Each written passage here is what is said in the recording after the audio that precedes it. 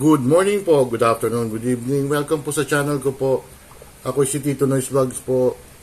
Sana nasa mabuti po kayong kalagayan mga titos, mga titas. Unang-una po, isa-shout out ko po yung friend ko po si Miss Evelyn Official, mga kababayan ko. Medyo nakalimutan ko siya isang araw eh. Shout out sa iyo, Miss Evelyn Official. She's from Macau, mga kababayan ko. Alam mo na yon, Miss Evelyn. Sorry mga kababayan ko, ang tanong ko lang is, ang buhay ba is isa-5 na lang, mga kababayan ko? Dito, nangyari kay sa magkasinta na si Geneva Lopez, parang tagrida. Geneva Lopez, mga kababayan ko, at saka yung boyfriend niya Israeli na si Yesik Cohen, mga kababayan ko. Ang alam ko, bata pa to si Lopez, si Geneva eh. Ano po siya, beauty contestant po siya.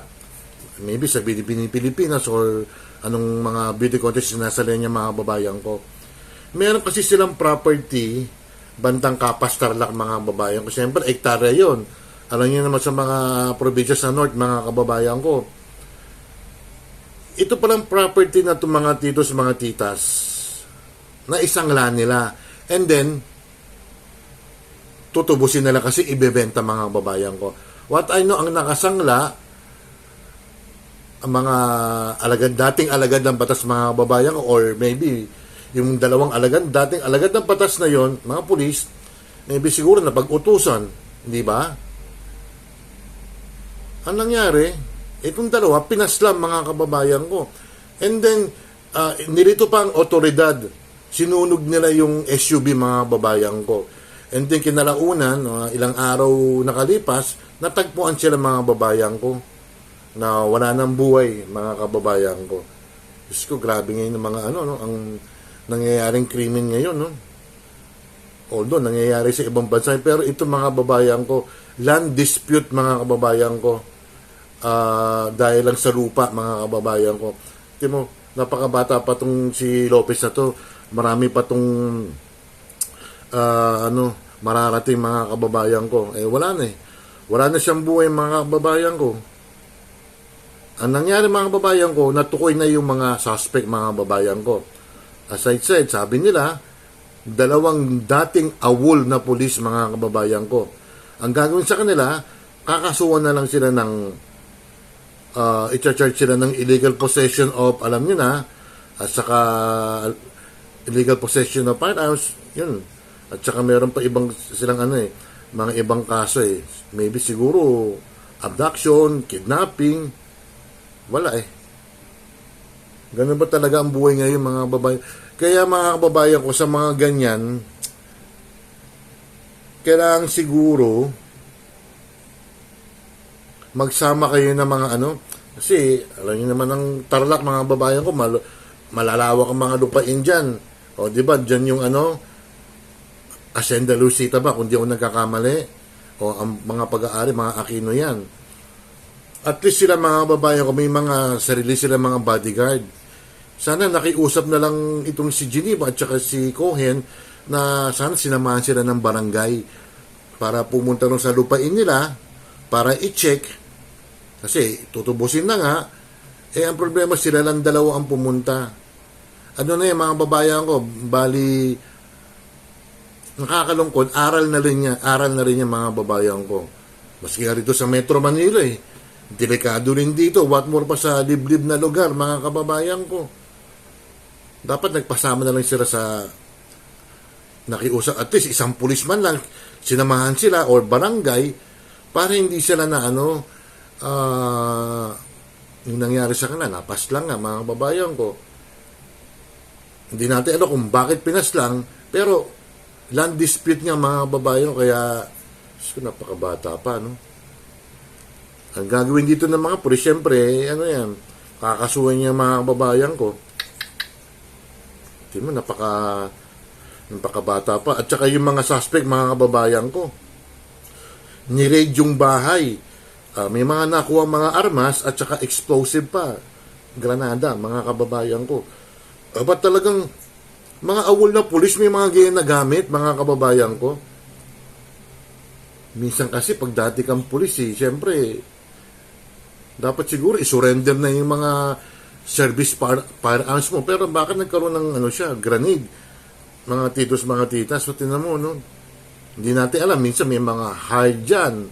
Mga hard na pusil na alam nyo na yon, mga hinahard nila para matapos ang grabe. Tapos nalaman sila na natagpuan sila mga kababayan ko, yung dalawa sa quarry, sa may yung Sabado sila natagpuan mga kababayan ko sa may Santa Lucia, Capas. Doon nagtagpuan, I guess, si Geneva Lopez at saka si Cohen, mga kababayan ko. Grabe yun. Ang hirap talagang, pag may property ka, mahirap din, delikado buhay mo. Kung wala ka naman pag-aari, mahirap din. Siyempre, maghahanap buhay ka para mapakain mo pamilya mo.